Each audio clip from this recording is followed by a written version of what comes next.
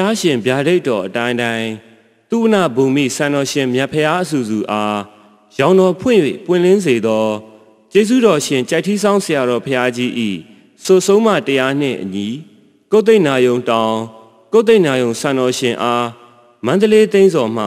ဖူးမြော်ကြီးညိုရေးသားသည်ဆို၍အစဒါအနုပညာမှပူဇော်တင်ဆက်သည်